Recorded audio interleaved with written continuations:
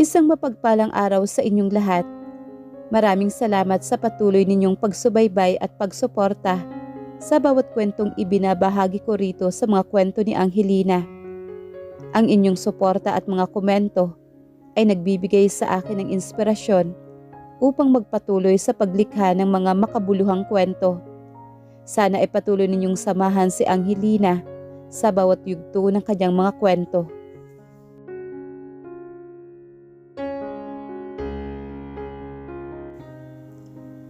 Simula nang mamatay sa isang aksidente ang mga magulang ni Agatha, ay inampun na siya na mag-asawa na Don Alberto at Doña Clarita.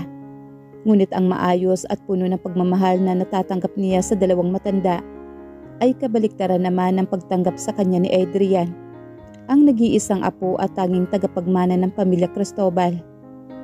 Namulat siya sa pagmamalupit nito sa kanya at pang-iinsulto at pamamahiya tuwing nasa eskwelahan sila. Ngunit tiniis niya ang lahat ng iyon hanggang sa magkolehiyo sila. Matanda sa kanya si Adrian ng 5 taon.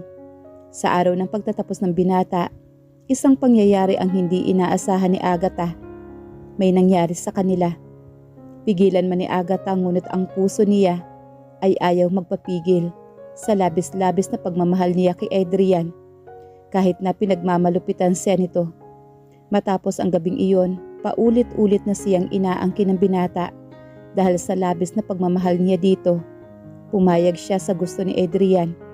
Umaasa na mamahalin rin siya nito katulad ng pagmamahal niya sa binata hanggang dumating ang masayang balita para kay Agatha. Buntis siya at nang malaman iyon ni Adrian, halos isumpa siya nito. Matapos itong pilitin ng kanyang abuelo na pakasalan siya ng oras din iyon. Matapos ang kasal walang lingon-likod na iniwan siya ni Adrian sa labas ng simbahan at nagmamadaling iniwan siya. Makalipas ang 13 taon, muli itong nagbalik. Nagkaroon pa rin ng galit at puot sa mga mata nito. Ano kaya ang magiging reaksyon nito kapag nakita si Jackson, ang anak na iniwan at hindi nito kinilala? Ang mansyon ng mga Cristobal na dati ay puno ng tawanan at init ay tila bumabalik sa pagiging isang malawak at malamig na museo. 13 taon ang lumipas, ngunit ang bawat sulok ng bahay ay tila may dalang alaala na pilit ibinabaon ni Agatha sa limot. Tahimik na naghahanda ng hapunan si Agatha sa edad na 31. Ang kanyang mga mata ay may taglay na kalungkutan, ngunit ang kanyang mga kamay ay nanatiling matatag. Sa kanyang tabi ang 12 taong gulang na si Jackson ay abala sa pagbabasa ng libro. Ang kanyang mukha ay larawan ng katalinuhan at kaamuan. Isang mukhang napakapamilyar. Sa bawat pagtingin ni Agatha ay tila isang punyal na humahaplo sa puso niya. Biglang bumukas ang malaking pintuan ng mansyon. Dinig ang malakas na paghakbang na mamahaling sapatos sa marmol ng sahig. Kasabay nito ang pagpasok ni Don Alberto na ang mukha ay halatang may halong kaba at pag-asa. Sa likuran niya nakasunod ang isang lalaking tila humarang sa liwanag ng mga chandelier, si Adrian. Hindi siya nagbago. Mas tumapang ang kanyang mga guhit sa mukha. Mas malamig ang kanyang mga mata at ang kanyang presensya ay tila isang bagyong handang manira ng anumang tahimik na buhay. Tumigil si Adrian sa gitna ng sala. Ang kanyang paningin ay matalim na lumilingon sa gawin ng kusina. Doon natigilan si Agatha. Binitawan niya ang hawak na pinggan na sa kabutihang palad ay hindi nabasag. Ang kanyang hininga ay tila nagkulang. Bumalik na ang apo ko, wika ni Don Alberto. Ang boses ay puno ng emosyon. Hindi naman sumagot si Adrian. Ang kanyang mga mata ay nanatiling nakapako sa anino ni Agatha. Bago ito unti-unting dumako sa bata na nakaupo sa hapag. Si Jackson, na naramdaman ang tensyon, ay tumayo ito. Ang bata ay may katangkaran para sa kanyang edad. At ang kanyang mga mata, ang mga mata na katulad ng kay Adrian, ay matapang na sinalubong ang tingin ng lalaki. Sino siya? Malamig na tanong naman ni Adrian. Ang boses nito ay parang yelo na humahawi sa mainit na hangin ng silid. Si Agatha na nanginginig ang mga binti ay lumapit upang harangan si Jackson. Ngunit bago pa siya makapagsalita, humakbang si Adrian palapit sa kanila. Ang bawat hakbang nito ay tila isang pag-atake. Huminto siya sa harapan ni Jackson. Tinitigan ang bata mula ulo hanggang paa ng may kasuklam-suklam. Isang bata? Wika ni Adrian, sabay baling ng tingin kay Agatha. Agatha, 13 taon na nakakalipas. Iniwan kitang walang kwenta. Pagbalik ko, heto ka. May dala pang problema na kamukhang kamukha ko. Huwag mong sabihin, ito ang bunga ng gabing hindi ko na dapat hinayaang mangyari pa. Ang bawat salita ay parang latay sa balat ni Agatha. Tumingin si Jackson sa kanyang ina. Ang kanyang mga mata ay nagtatanong. Ang tahimik na buhay na binuo ni Agatha ay gumuho sa isang iglap. Ang lalaking 13 taon niyang ipinagdarasal na magbago at bumalik, ngunit dala nito ay mas matinding puot kaysa sa iniwan niya. Sa hapagkainan na dati ay nagsisilbing lugar na kapayapaan para kay Agatha at Jackson ay biglang naging isang battlefield. Ang tensyon ay halos makapangyari sa hangin habang nakaupo sa apat at mahabang mesa. Si Don Alberto ang unang bumasog sa nakakabinging katahimikan. Adrian, umupo ka. Kumain tayo ng maayos.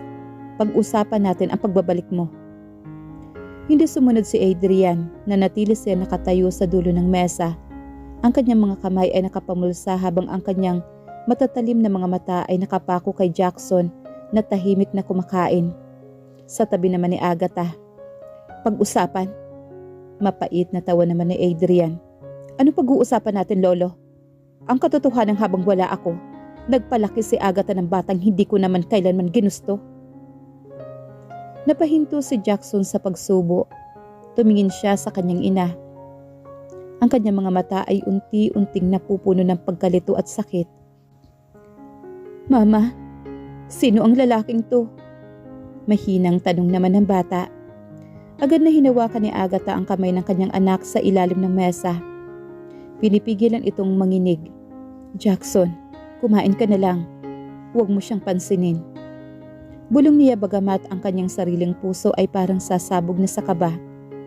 Ngunit hindi tumigil si Adrian. Lumapit siya sa gawin ni Jackson at padabog na hinila ang upuan nito. Huwag mo siyang pansinin. Ako ang may-ari naman siyang ito, bata. At ang babaeng katabi mo ay asawa ko sa papel.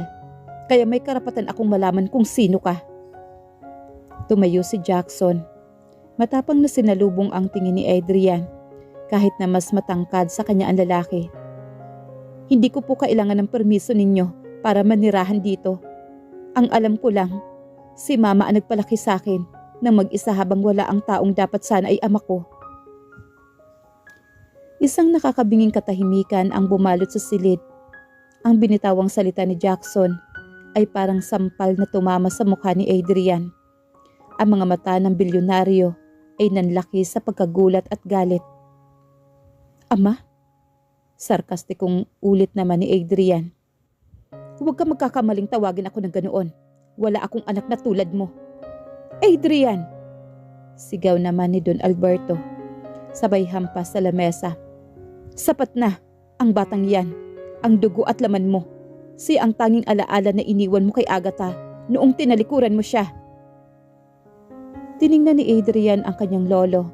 Pagkatapos ay binalingan si Agatha na ngayon ay nakayuko na at walang tigil sa pagtulo ang mga luha. Ang paningin niya kay Agatha ay walang bakas ng awa.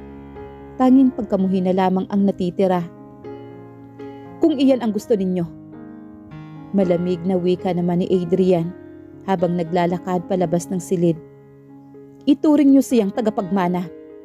Pero para sa akin, siya ay isang sagaba lamang sa buhay na gusto kong ipagpatuloy. Pag-alis ni Adrian, humagulhol si Jackson sa bisig ni Agatha.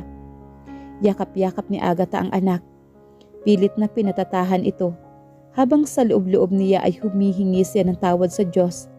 Alam niyang ito pa lamang ang simula ng mahabang pagdurusa na dala ng pagbabalik ni Adrian. Lumipas ang ilang araw ngunit ang presensya ni Adrian sa loob ng mansyon ay tila isang sumpa. Hindi na siya nagtatago ng kanyang pagkamuhi. Ginawa niyang impyerno ang bawat araw ni Agatha sa pamamagitan ng pananahimik at matatalim na salita. Isang umaga abala si Agatha sa paglilinis ng mga florera sa sala nang biglang pumasok si Adrian na may kasamang isang babae. Isang modelo na kilala sa telebisyon. Hindi malang sila tumingin sa gawin ni Agatha na tila ba isang anino na lamang sa loob ng malaking bahay. Adrian, napakaganda naman siyang ito. Malanding wika naman ng babae habang nililibot ang tingin sa paligid.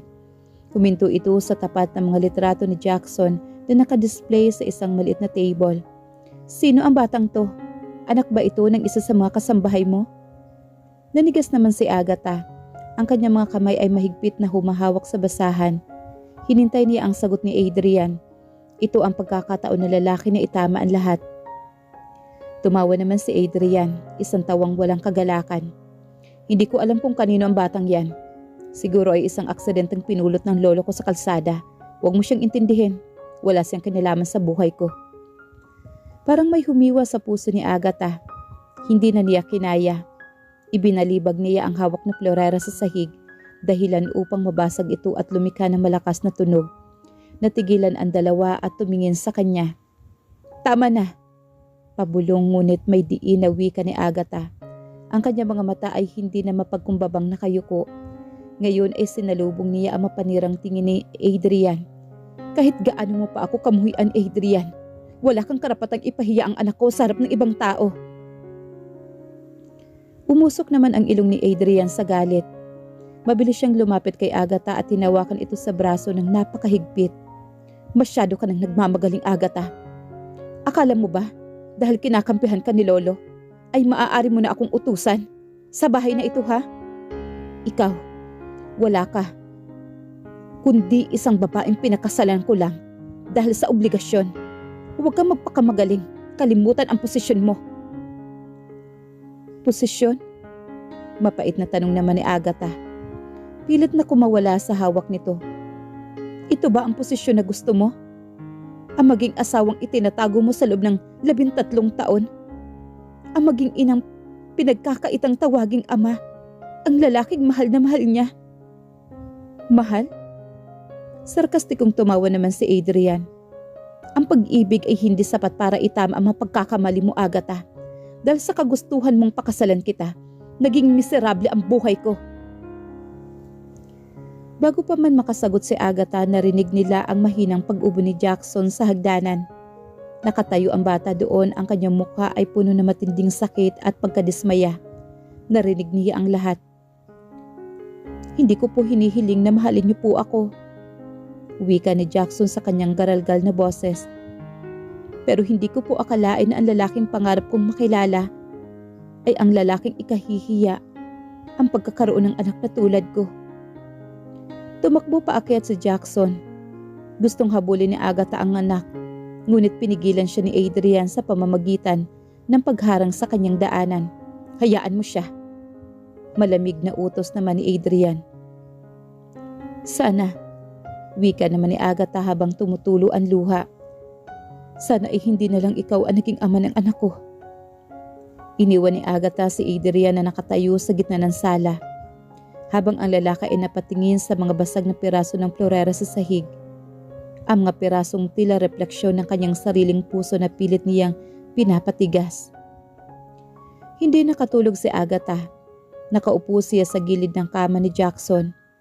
Pinapanood ang mahimbing, ngunit bakas pa rin ang pagod sa mukha ng kanyang anak. Ramdam niya ang bigat ng mga narinig ng anak kanina.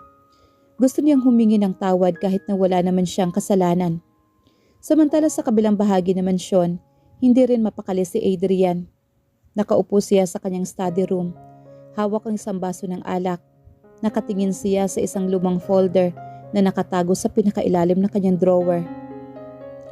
Pumasok naman si Don Alberto na walang katok. Alam niya ang nasa isip ng kanyang apo. Hanggang kailan mo itatago ang katotohanan, Adrian? Mariing tanong naman na matanda. Wala kayong alam, Lolo. Sagot naman ni Adrian. Hindi man lang lumingon. Si Agatha. Akala niya ay ang pagmamahal niya ang dahilan kung bakit kami ikinasal. Hindi niya alam na ang lahat ng iyon ay bahagi ng isang malaking pagkakamali lang. Pagkakamali? Ang pagkakaroon ng anak ay pagkakamali para sa'yo? Humarap si Adrian, puno ng puot ang mga mata. Noong gabi ng graduation ko, lasing ako, Lolo. Naniwala ako sa paninirang puri ng mga kaibigan ko noon na si Agatha, ang nagplano ng lahat. Na ginamit niya ang pagmamahal ko para makuha ang posisyon sa pamilyang ito. Naniwala ako sa chismis na pati ang pagbubuntis niya ay isang palabas para pilitin akong pakasalan siya. At dahil sa pride ko, dahil sa takot na mapahiya sa harap ng marami, nagpakasal ako at iniwan ko siya dahil hindi ko matanggap na natrap niya ako. Natahimik naman si Don Alberto at ngayon, pagkalipas ng 13 taon, naniwala ka pa rin sa mga kasinungalingang iyon nang hindi mo malang kinakakausap ang babaeng nagbuwis ng buhay para palakihin ang anak mo na mag-isa lang. Bumalik si Adrian sa pag-inom ng alak. Ayokong malaman ang katotohanan. Dahil natatakot ako, Lolo. Natatakot na ako. Kung malaman kong mali ako, hindi ko na alam kung paano babawi sa kanila. Sa hindi kalayuan sa labas ng pintuan ng study room, nakatayo si Agatha. Narinig niya ang bawat salita. Ang kanyang mga kamay ay naginginig sa galit at sakit. Hindi niya akalaing ang dahilan ng 13 taon na impyerno niya ay isang mababaw na pagdududa at pride lamang.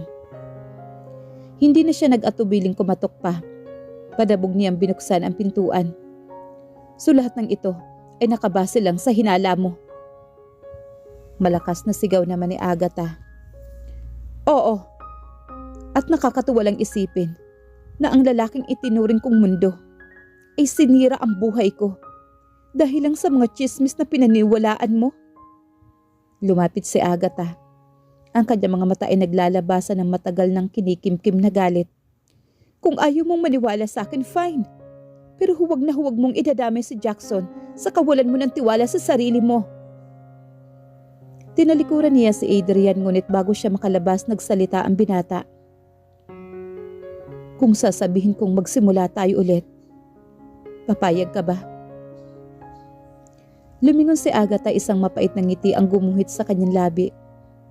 Ang tiwala, Adrian, ay parang basag na florera. Kahit pagdikitin mo ang mga lamat, hinding-hindi na mawawala pa. Lumabas si Agatha, iniwan si Adrian na napapakamot sa ulo. Napagtanto na ang distansya sa pagitan nila ay mas malayo na kaysa sa inaakala niya. Isang maulan na hapon sa loob ng mansyon. Tahimik si Jackson sa kanyang silid. Sinusubukang mag-aral para sa kanyang pagsusulit nang biglang sumakit ang kanyang dibdib at nahirapang huminga. Siya ay may taglay na asthma mula pa noong mga bata. Isang kondisyong hindi kailanman binigyan pansin ni Adrian dahil sa kanyang pag-iwas.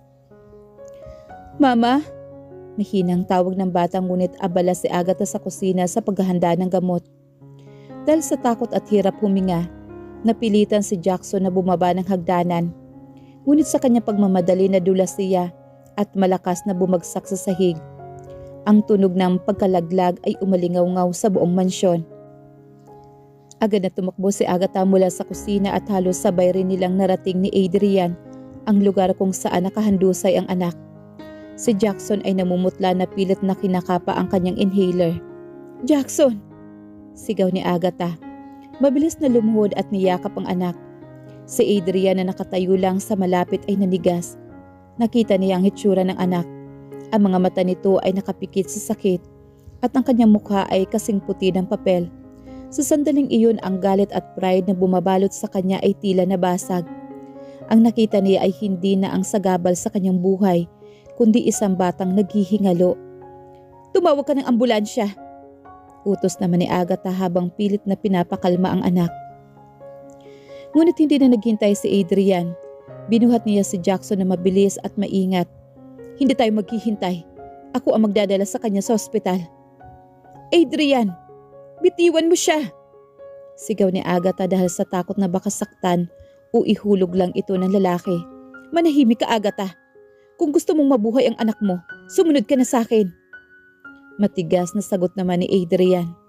Habang nasa loob ng sasakyan, habang mabilis na nagmamaneho si Adrian sa gitna ng malakas na ulan, hindi mapigilan ni Agatha ang umiyak habang niyayakap ang anak sa backseat. Nakita niya sa salamin ang mukha ni Adrian, hindi galit, kundi ang pag-alala at takot. Ang mga kamay ni Adrian sa manibela ay nanginginig. Pagdating sa hospital, mabilis na naisugod si Jackson sa emergency room. Habang naghihintay sa labas, si Agatha ay nanghihina. Naupo siya sa sahig, ang kanyang mga kamay ay puno ng dugo ng anak. Lumapit si Adrian at naupo sa tabi niya. Sa unang pagkakataon sa loob ng 13 taon, hindi sa tumatayo para lumayo. Patawad, bulong ni Adrian. Ang boses ay basag. Hindi ko na ganito kalala. Tumingala naman si Agatha. Ang kanyang mga mata ay puno ng pait. Sinampal niya si Adrian. Isang malakas na sampal na nag-iwan ng marka sa pisngi ng lalaki. Hindi mo alam? Sigaw ni Agatha. Ang kanyang boses ay umaalingaw-ngaw sa tahimik na pasilyo. Hindi mo alam dahil pinili mong huwag malaman. 13 taon, Adrian. 13 taon kang naging bulag at bingis sa pangangailangan ng anak mo. Hindi mo kailangang mahalin ang bata. Pero wala kang karapatang yurakan ang dignidad niya at pabayaan siya hanggang sa malagay sa panganib ang buhay niya. Hindi gumanti si Adrian. Tinanggap niya ang sampal at bawat salitang binitawan ni Agatha. Doon sa harap ng pintuan ng emergency room, nagsimulang gumuho ang pader na itinayo ni Adrian. Napagtanto niya na ang kanyang galit ay hindi lamang nakasakit kay Agatha, kundi halos pumatay na sa kanyang sariling anak. Habang nakaupo si Agatha at Adrian sa labas ng emergency room, ang pag-alala ay tila isang mabigat na kumot na bumabalot sa kanila. Maya-maya pa ay lumabas ang doktor. Sino po ang ama ng bata? Tanong ng doktor. Kailangan natin ng immediate blood transfusion. Masyadong mababa ang hemoglobin niya dahil sa internal bleeding, dulot ng pagkakahulog. Walang pag-anilangang tumayo si Adrian. Ako ang ama. Kunin ninyo ang kailangan ninyo sa akin. Nanlaki naman ang mga mata ni Agatha. Hindi niya akalain magiging ganito kabilis ang desisyon ni Adrian. Habang kinukuhanan ng dugo ang lalaki, nakatayo si Agatha sa labas ng pintuan ng kwarto. Pinapanood ang proseso.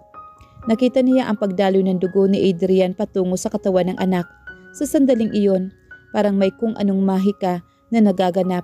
Ang dugong nagmula sa lalaking itinuring na kaaway ang nagbibigay ng buhay sa anak na inapi niya. Pagkatapos ng operasyon, inilipat si Jackson sa isang pribadong kwarto. Nakaupo si Adrian sa tabi ng kama. Hinahaplos ang malambot na buhok ng anak.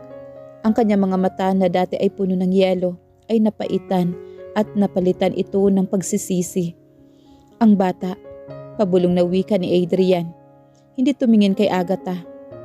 Kamukhang kamukha ko siya noong bata ako. Bakit ko nagawang itanggi ang sarili kong dugo? Lumapit si Agatha, ang kanyang boses ay mahina ngunit may diin. Dahil mas pinahalagahan mo ang pride mo kaysa sa puso mo, Adrian. Akala mo ba ang pagiging bilyonaryo ay sapat na para maging tao ka? Lumingon si Adrian sa kanya, ang kanyang mga mata ay nagniningning sa luha. Alam ko, Agatha. Maling-mali ako. Sa nakaraang 13 taon, akala ko, ang galit ko sa inyo ang paraan para mapanatili ang kontrol sa buhay ko. Pero ngayong nakikita ko na, ang tunay na kontrol ay wala sa kayamanan kundi sa pagmamahal na pinalampas ko. Kinaumagahan, unti-unting dumilat si Jackson. Ang unang nakita niya ay si Adrian. Sa halip na matakot ang bata ay ngumiti ng mahina. Ikaw ba ang nagligtas sa akin? Hindi nakasagot si Adrian. Tumingin siya kay Agatha na tumango bilang pag-aproba. Oo, sagot naman ni Adrian. Humawak sa kamay ng bata. Ako ang ama mo, Jackson. At humihingi ako ng tawad. Hindi lang sa mama mo, kundi sa iyo rin. Sa sandaling iyon ang pintuan ng silid ay tila nagbukas para sa isang bagong yugto. Hindi pa man perpekto ang lahat. Nagsimula na ang paghilom.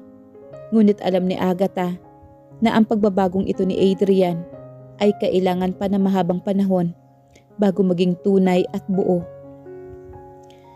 Pagkabalik ni Jackson sa mansyon, hindi na siya ang bata na nagtatago sa bawat sulok. Ngunit ang tensyon sa pagitan ni Adrian at Agatha ay nanatiling maselan. Sinubukan ni Adrian na maging ama na hindi na niya nagawa noon. Ngunit ang bawat galaw niya ay mukhang pilit para kay Agatha. Isang gabi nagkaroon ng malaking charity gala ang Cristobal Corporation dahil si Agatha ang legal na asawa. Kinakailangan niyang dumalo. Sa loob ng 13 taon siya ay nanatiling anino. Ngunit sa gabing iyon pinilit siya ni Adrian na sumama. Ayoko. Pagtanggi naman ni Agatha habang nakaharap sa salamin. Suot ang isang simpleng damit. Alam mo naman ang magiging reaksyon ng mga tao kapag nakita nila na ang ignored wife mo ang kasama mo. Lumapit si Adrian sa kanya, inayos ang buhok ni Agatha. Ang mga tao ay may masasabi ng kahit na ano. Pero sa gabing ito, gusto kong makita nila kung sino ang tunay ni reyna ng buhay ko. Hindi bilang obligasyon, kundi bilang pagkilala sa lahat ng tiniis mo. Sa gala ang bawat mata ay nakatingin sa kanila. Ang mga dating kasamahan ni Adrian ay nagbulong-bulungan. Ang ilan ay tinitingnan si Agatha na may panghuhusga, habang ang iba naman ay nagtataka kung bakit pagkalipas na mahabang panahon ay ngayon lang siya inilabas. Habang umiinom ng wine, sa isang business rival si Agatha at si Adrian ay lumapit. Adrian, matagal na kitang kilala pero ngayon ko lang nakita ang asawa mo.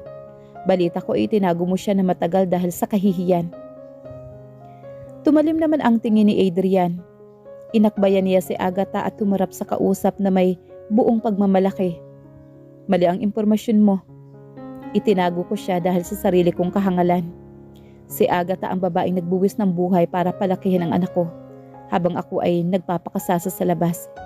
Siya ang dahilan kung bakit ako narito ngayon. Natigilan naman ang mga tao. Ang pag-amin ni Adrian ay parang isang bumbang sumabog sa loob ng ballroom. Ngunit sa kabila ng pagtatanggol ni Adrian, nakaramdam si Agatha na matinding kaba. Alam niyang ang pagbabagong ito ay may kaakibat na selos mula sa ibang mga babaeng umaaligid kay Adrian at ang mga taong hindi matatanggap ang kanyang bagong posisyon. Habang nasa balkone sila, tinanong ni Agatha si Adrian, "Bakit ginawa mo yun? Alam mong magiging target ako ng mga intriga." "Dahil pagod na ako maging duwag, Agatha." Sagot naman ni Adrian. Hawak ang mga kamay ng asawa. "Pagod na akong itago ang katotohanan na ikaw lang ang babaeng kailangan ko. Hindi lang kita asawa sa papel. Ikaw ang buhay ko." Ngunit habang nagtatapat si Adrian, isang pamilyar na boses ang narinig nila mula sa dilim. Isang babae, ang ex-girlfriend ni Adrian noong nasa ibang bansa siya ang lumitaw. "Nakakaantig naman ang drama nyo," wika naman ng babae. "Pero Adrian, akala mo ba ganun lang kadaling burahin ang lahat ng pinagsamahan natin? Dahil lang sa isang anak?" Ang gabi na dapat ay nagpakilala kay Agatha ay naging simula ng panibagong pagsubok. Ang nakaraan ni Adrian ay bumalik upang sirain ang kanila kung ano ang sinubukan nilang buuin. Ang babaeng lumabas mula sa dilim ay si Ella, ang babaeng nakarelasyon ni Adrian habang ito ay nasa ibang bansa. Matalas ang tingin nito kay Agatha, puno ng pangungutya. "Adrian, hindi mo malang ba ipakikilala sa akin ang asawa mo?" Tanong naman ni Ella, sabay inom ng champagne. Hinila ni Adrian si Agatha palapit sa kanya. Isang kilos ng pagprotekta. "Ella, umalis ka na. Wala na tayong dapat pang pag-usapan." "Oh, may dapat tayong pag-usapan." Sagot naman ni Ella. "Lalo na't nakalimutan mo na yata ang mga pangakong binitawan mo sa akin noon. O baka naman nakalimutan mo na rin ang mga pictures natin." Nanlamig naman si Agatha. Ang tiwala na unti-unti niyang ibinabalik kay Adrian ay parang winasak muli ng isang pader. Tumingin siya kay Adrian na bakas ang kaba sa mukha niya. Agatha, makinig ka. Pabulong na wika naman ni Adrian, ngunit hindi siya pinakikinggan ni Agatha. Hindi ko kailangan marinig ang paliwanag mo sa harap niya. Malamig na wika naman ni Agatha. Mali na ako naniniwalang sapat na ang 10 araw ng pagbabago mo para burahin ang 13 taon na kasalanan mo. Iniwan ni Agatha ang gala at mabilis na naglakad palabas. Pagdating sa mansyon, dinatnan niya si Jackson na gising pa at nagbabasa. Nakita ng anak ang pamumula ng kanyang mga mata. Mama, may nangyari po ba? Tanong naman ni Jackson. Hindi nasagot ni Agatha ang anak dahil sa pagbuhos ng mga luha niya. Sa paningin niya si Adrian ay nanatiling lalaking nakaraan ay laging handang bumalik upang sumira sa kinabukasan nilang mag-ina. Hindi nagtagal dumating si Adrian. Pinilit niyang pumasok sa kwarto ni Agatha, ngunit hinarangan niya ang pintuan. Agatha, please. Wala na kami ni Ella. Matagal na yun. Sigaw naman ni Adrian mula sa labas ng pintuan. Ang problema, Adrian, hindi lang si Ella ang kinalaban natin. Sagot ni Agatha sa loob, ang boses ay puno ng pait. Ang kalaban natin ay ang tiwala na sinira mo noon, na hanggang ngayon ay hindi ko pa rin mabuo. Dahil laging may bumabalik para ipaalala sa akin kung gaano ako kawalang halaga sa buhay mo. Sa kabila ng pintuan na pasandal si Adrian sa pader. Napagtanto niya na ang pagkakamali niya noon ay hindi lang basta pag-iwan, kundi ang pag-iwan ng mga buhay na multo. Mga babae at mga desisyon ngayon ay ginagamit ng sandata para wasakin ang pamilya na unti-unti pa lang niyang niyayakap. Hindi hinayaan ni Adrian na lumipas ang gabi nang hindi naaayos ang gulo.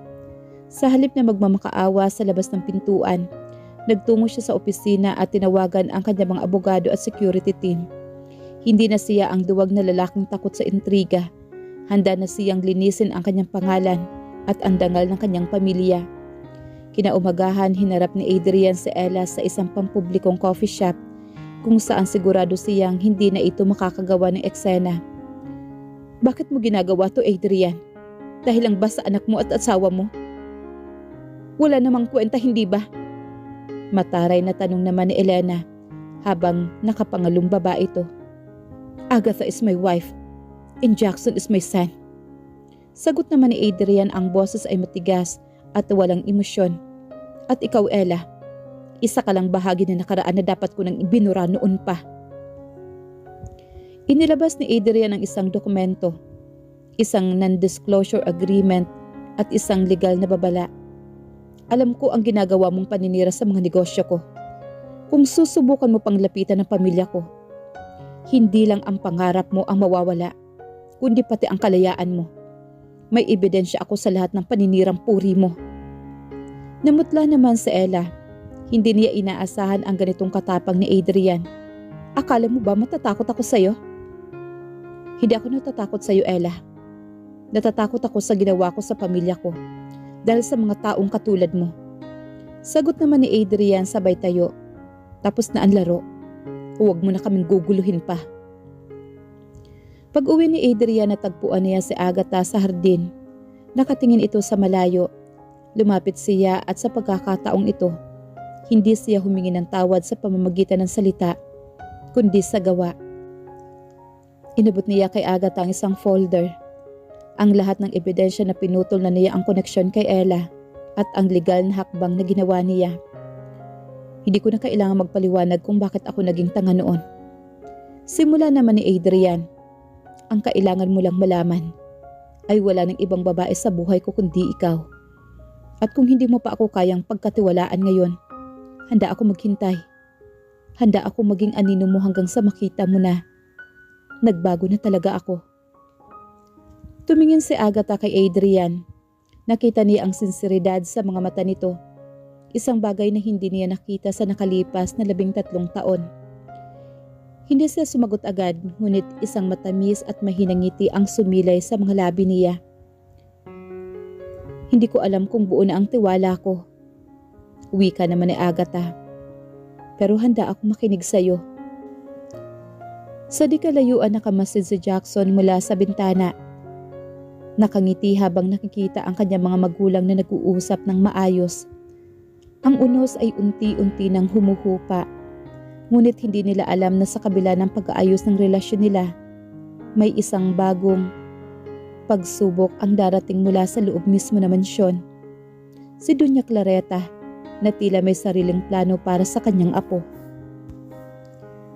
Habang unti-unting bumabalik ang katahimikan sa pagitan ni Adrian at Agatha, may isang tao na hindi masaya sa ganitong takbo ng mga pangyayari. Si Doña Clarita. Para sa kanya si Agatha ay nanatiling isang anak-anakan na hindi angkop sa katayuan ng isang Cristobal. Lalo na ngayong nagbabalak na ang kanyang apo na gawing legal at publiko ang pagsasama nila. Isang hapon tinawag ni Doña Clareta si Agatha sa kanyang pribadong silid. Ang atmosfera ay napakalamig.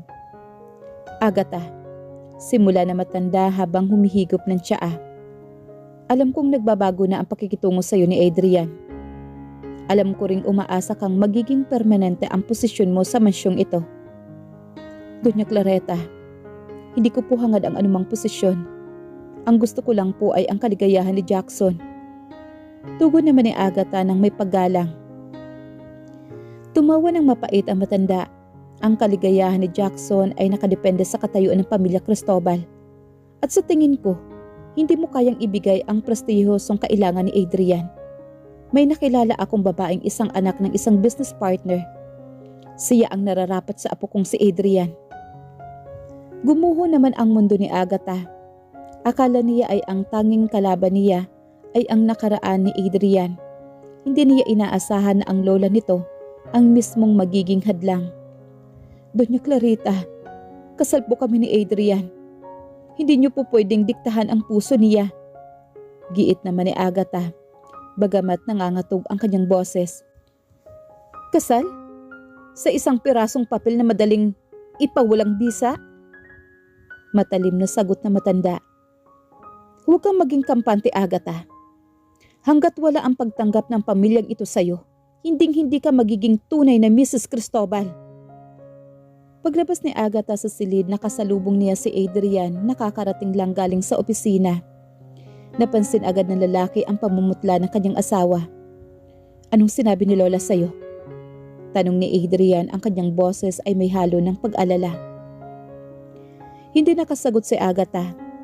Hindi niya gustong maging mitya ng away sa pagitan ng maglola. Ngunit ramdam niya ang bigat na banta ni Doña Clarita. Sa gabi ring iyon napansin ni Adrian na parang may nagbago sa pakikitungo ni Agatha. Parang mas lumayo ito sa kanya. Hindi dahil sa galit kundi dahil sa takot na baka sa huli, siya ang mapwersang magpaubaya para sa kabutihan ng pamilya Cristobal. Sa kabilang banda si Jackson habang naglalaro sa hardin ay narinig ang pag-uusap ni na Doña Clarita at ng isang hindi kilalang babae. Siguraduhin mong mapapalapit ka kay Adrian. Ako ang bahala sa iyo, iha. Wika naman na matanda. Ang batang si Jackson na matalino para sa kanyang edad ay napagtanto na ang panganib ay hindi na nasa labas na mansyon. Ito ay nasa loob mismo at handa itong manira ng pamilyang pilit nilang binubuo. Hindi nagpahalata si Jackson na narinig niya ang usapan ni Doña Clarita, sa halip lalo siyang naging mapagmatyag. Nakita niya ang babaeng dinala ni Doña Clarita sa hapunan, si Veronica. Isang sosyalera na tila pilit na idinididikta ang sarili kay Adrian. Habang ang lahat ay abala sa pagkain, ginamit ni Jackson ang kanyang tablet para i-record ang usapan ng lola nito at ni Veronica sa gilid ng sala habang nagkukunwaring naglalaro ito ng video games. Kailangan mong kumilos na mabilis, Veronica. Huwag mong hahayaang magkaroon ng pagkakataon si Agatha na maging malapit kay Adrian. Bulong naman ni Doña Clarita. Nang matapos ang hapunan, pumasok si Jackson sa kwarto ng kanyang ama. Hindi siya kumatok. Diretso siyang lumapit kay Adrian na abala sa kanyang laptop. Papa, tawag naman ni Jackson. Ang kanyang boses ay seryoso. Hindi mo kailangang makinig sa sinasabi ni Lola. At hindi mo kailangang pakasalan si Veronica dahil hindi siya ang mahal mo. Natigilan naman si Adrian. Anong pinagsasabi mo, Jackson? Ipinakita ni Jackson ang tablet. Pinakinggan ni Adrian ang boses ng kanyang lola. Habang tumatagal ang pagtugtog ng audio, lalong umiinit ang ulo ni Adrian. Hindi niya akalaing aabot sa puntong ito ang kanyang lola para lang sirain ang kanyang relasyon kay Agatha. Salamat anak. Seryosong wika ni Adrian at hinaplos ang buhok ng anak. Ngayon ko naiintindihan kung bakit parang lumalayo ang mama mo sa akin nitong mga nakaraang araw. Salamat sa pagbabantay sa kanya. Kinaumagahan hinarap ni Adrian ang kanyang lola sa harap ni Agatha.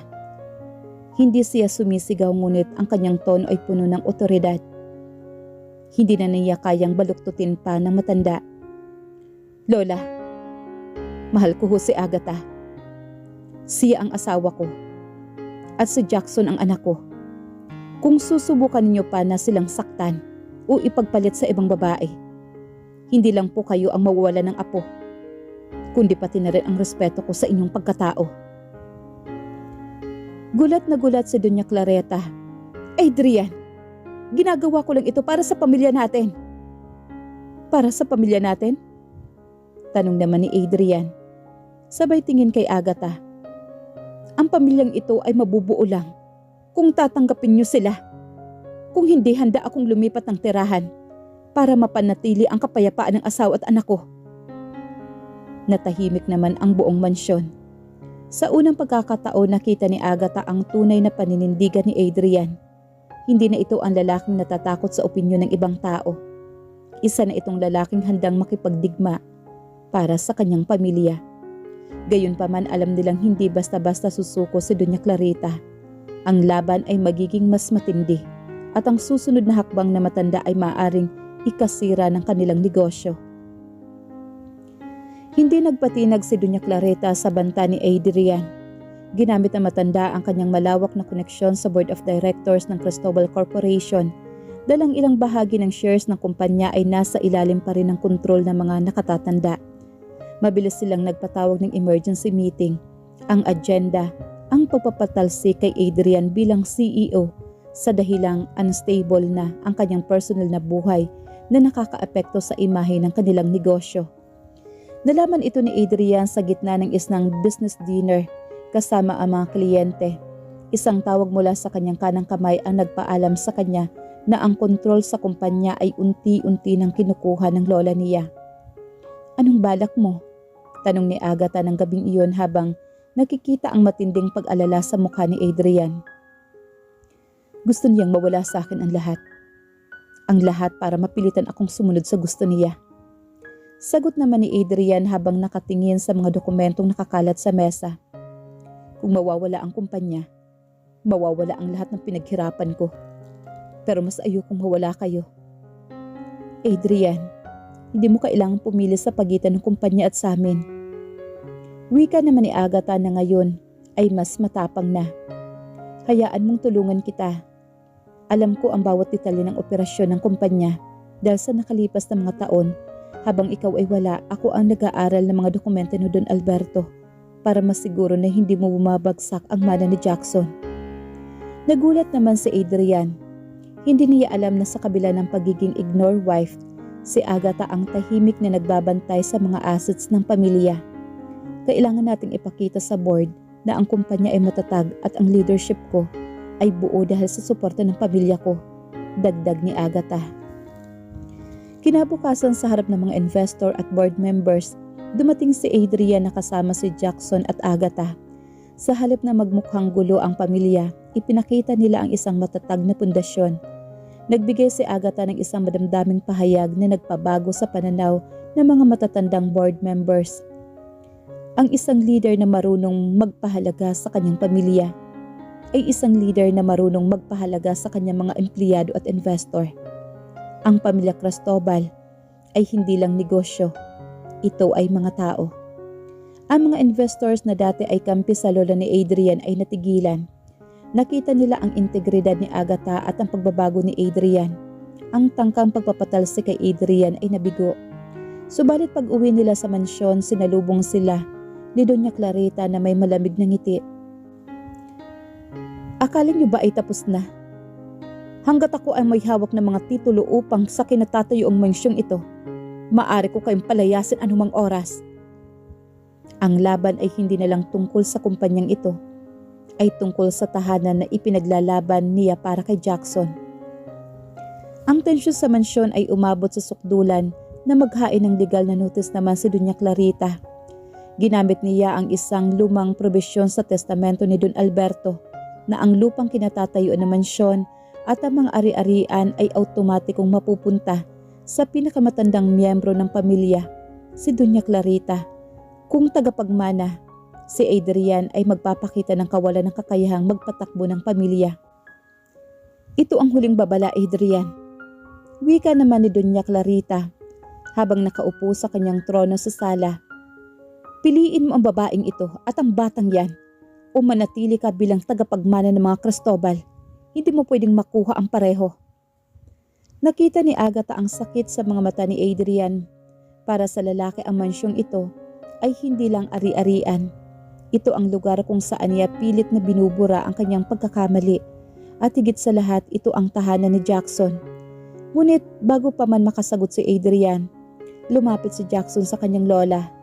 Ang bata ay hindi umiiyak, sa halip may hawak itong mga dokumento na nakuha niya sa study ni Don Alberto noong nakaraang buwan. Lola, kalmadong wika ni Jackson, hindi niyo po pwedeng bawiin ang mansyon. Nakapangalan na po ito sa akin. Ayon po sa huling habilin ni Lolo Alberto, na binago niya bago siya pumanaw. Nakasaad dito na ang lahat ng ari-arian ay mapupunta sa akin kapag ako ay umabot sa edad na 12. At kahapon lang po ay kaarawan ko na. Nanlaki ang mga mata ni Doña Clarita. Hindi niya inaasahan na ang matandang si Don Alberto ay magiging ganoon kadesidido na protektahan ang apo sa tuhod. Hindi maaari. Piniki mo ang mga dokumentong yan. Sigaw naman ni Doña Clarita. Hindi po. Sagot naman ni Adrian. Sa ngayon ay nakangiti na ng bahagya. Saksi ako sa pagperma ni Lolo. Alam niya ang mangyayari kaya pinaghandaan niya ang lahat. Lola, hindi niyo na po kami dito mapapalayas. Gumuho naman ang plano ni Doña Clarita. Ang kapangyarihang ginamit niya para takutin ang mag-asawa ay nawala sa isang iglap. Sa harap ng mga abogado na ipinatawag ni Adrian, tuluyang nawalan ng legal na basihan ang pagtatangka ng Donya na kontrolin ang buhay nila. Ang pag-alis ng mga tao sa mansyon, naiwang tahimik ang pamilya. Tumingin si Adrian kay Agatha at Jackson. Ang banta sa kanilang tahanan ay nawala. Ngunit alam nilang ang emosyon na sugat na iniwan ng lola ay hindi madaling maghilom. Hindi na natin kailangan mag-alala, Agatha. Bulong naman ni Adrian. Ngayon, tayo na ang magpapatakbo ng buhay natin. Wala nang ibang taong makikialam. Ngunit sa gitna ng tagumpay, nakita ni Agatha si Adrian ay tila may malalim na iniisip. Ang pagpanalo sa mansyon ay nagangahulugan na pagputol ng ugnayan sa kanyang lola, ang tanging pamilya na natira sa kanya noong siya ay nag-iisa. Bagamat legal na ligtas ang kanilang tahanan, ang atmosfera sa loob ng mansyon ay nanatiling mabigat. Si Doña Clarita ay nagkulong sa kanyang silid at ang pagmamalaki na matanda ay tila isang pader na hindi mabutas. Si Adrian sa kabila ng lahat ng ginawa ng lola ay hindi makatulog. Nakatayo siya sa veranda, nakatanaw sa malawak na hardin. Nararamdaman niya ang presensya ni Agatha sa kanyang likuran. Naguguluhan ka ba? Tanong naman ni Agatha. Siya lang ang natira sa akin, Agatha. Ang mga magulang ko ay matagal nang wala.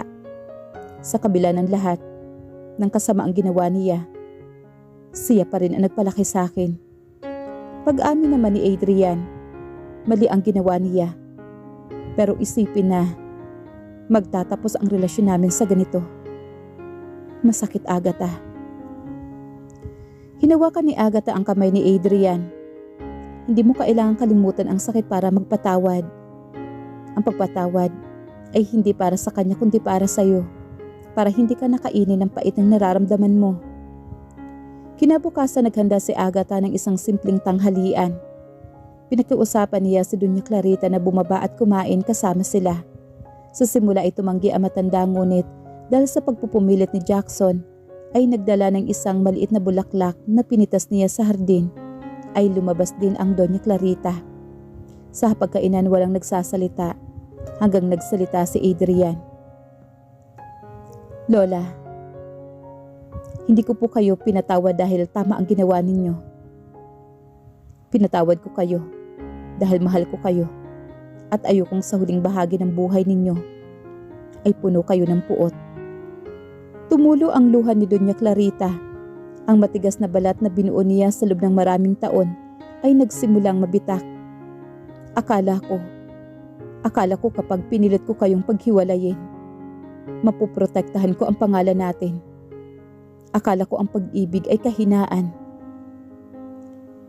Ang pag-ibig po, Lola, ang nagbibigay ng tunay na lakas sa pamilyang to. Sagot naman ni Agatha. At sana po sa pagkakataong ito, hayaan niyo kaming maging pamilya na hindi nakadepende sa titulo o pera, kundi sa pagmamahal. Hindi agad naging maayos ang lahat, ngunit ang pinto ng silid ng Lola ay hindi na nakakandado. Ang pagkain na iyon ang naging tulay. Hindi man agad naging sweet ang Lola, ang tensyon ay nabawasan. Ang banta ng paglayas o pagpapalayas ay napalitan ng isang pagtanggap na ang pagbabago ay nagsisimula sa pagpapakumbaba. Subalit ang katahimikan ay panandalian lamang. May isa pang hamon na darating, ang pag-aayos ng kanilang kasal. Dahil sa kaguluhan ng nakaraan, ang kasal nila ay hindi naging opisyal sa harap ng simbahan at ng publiko.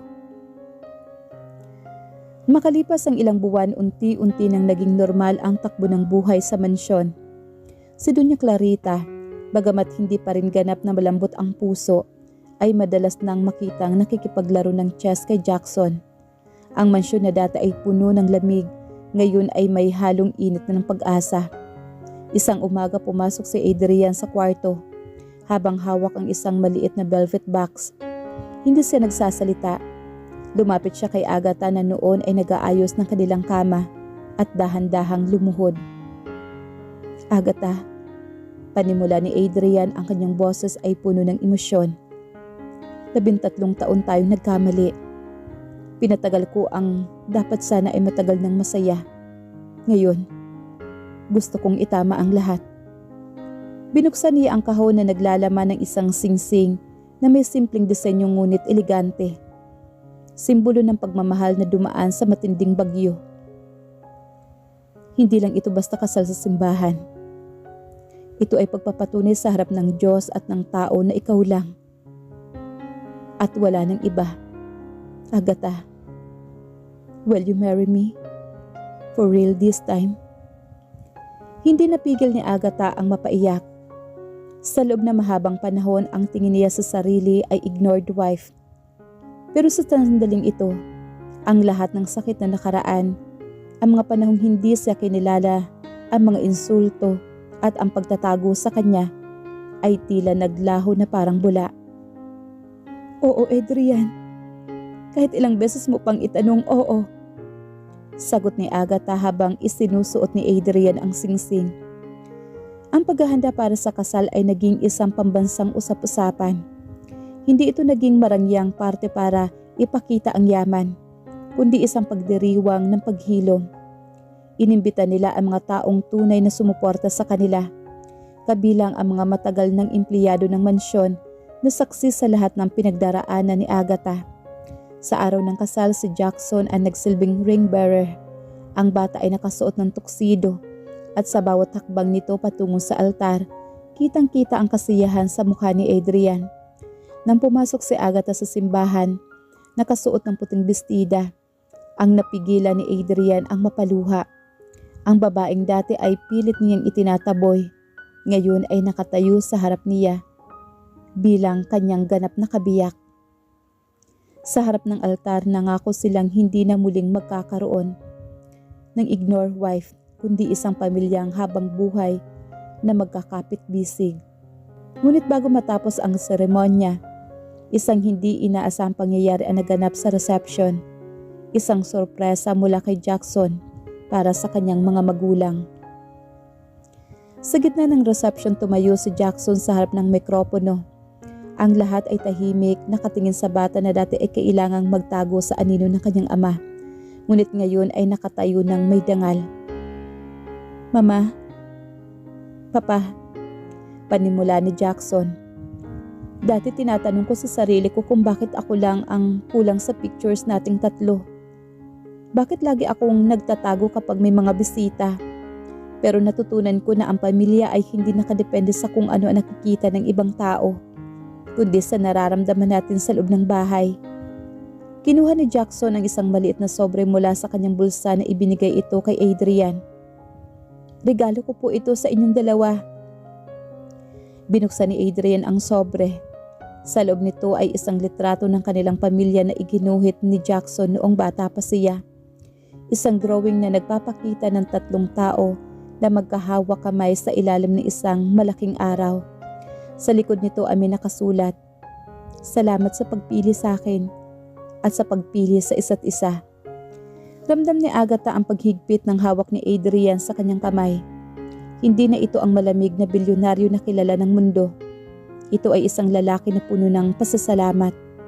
"Jackson," wika ni Adrian. Lumapit sa anak at niyakap ito na mahigpit.